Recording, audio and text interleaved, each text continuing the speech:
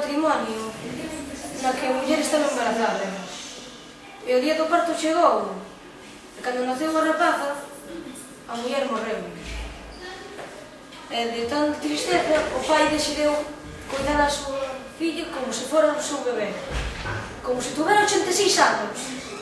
Ele iba a dar un biquiño polas noites. Un día, non era tan bebé, tiña 15 anos, tiña que irse a fazer un viaxe de negocios, e a súa filla quedaba na casa.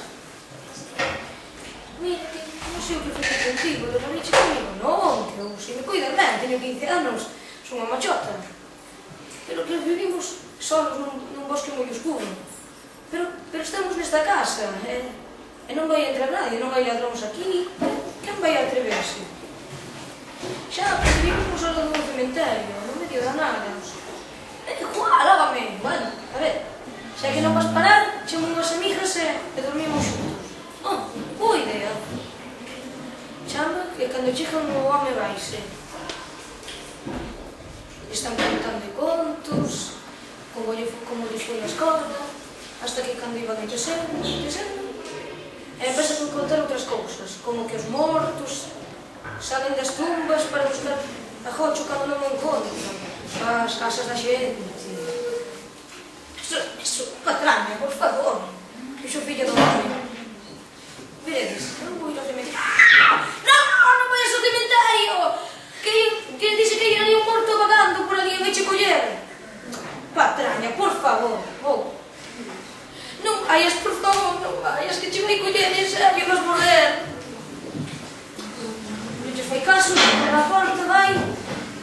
Cando se encontra na mitad do camiño, decide pensalo. Sen caso.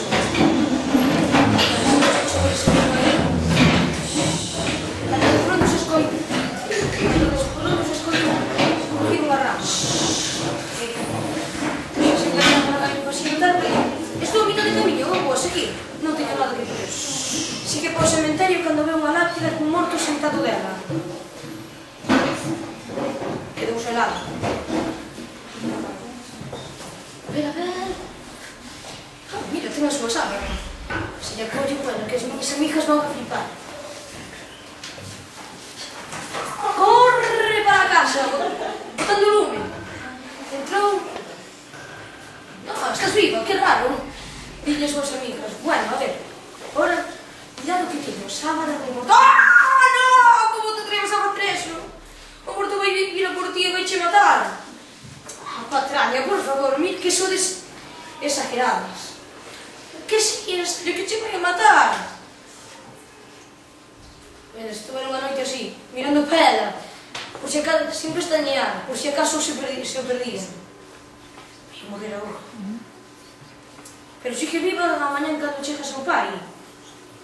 Que tal, meus olhos?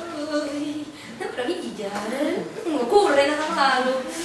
Pero a noite siguiente, cando estaba a dormir, despertouse ás 12 e sentía como que a servaban.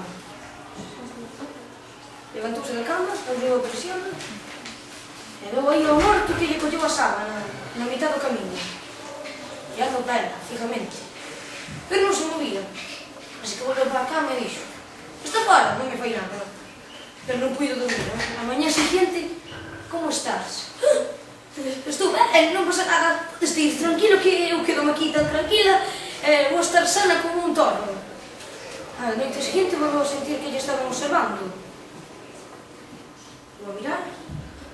E non estaba no camiño, estaba na porta. Outra vez mirando para ela.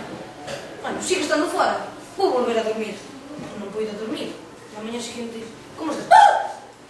Que susto, Dios mío! Pero estou ben, tranquilo. A noite siguiente, mirou e non estaba fora. Por qué? O primeiro día estaba no camiño, o segundo estaba fora, o estaba dentro. Chegas á porta, e aí estaba, no pasí, no corredor que dá a súa porta, mirando para ela fijamente. Pero dixo: "Está fora do meu cuarto, así que ainda estou fora de peligro." Pero non puido dormir. Hola, meu son. Estou moi ben! Non fai falta que me volvas a ver todo o día. Te daqui dunha vez.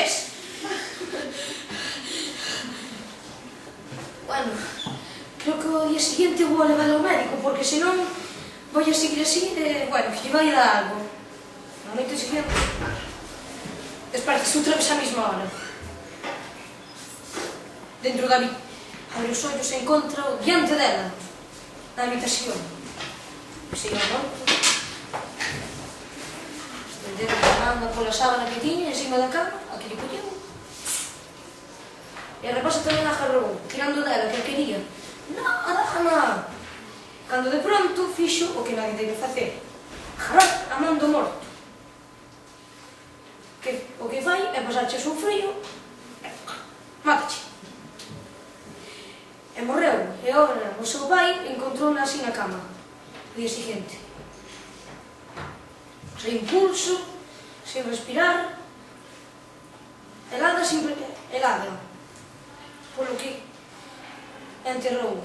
E dice que polas noites, el máis o morto da sábana, van guiando as almas perdidas que non encontran recobixo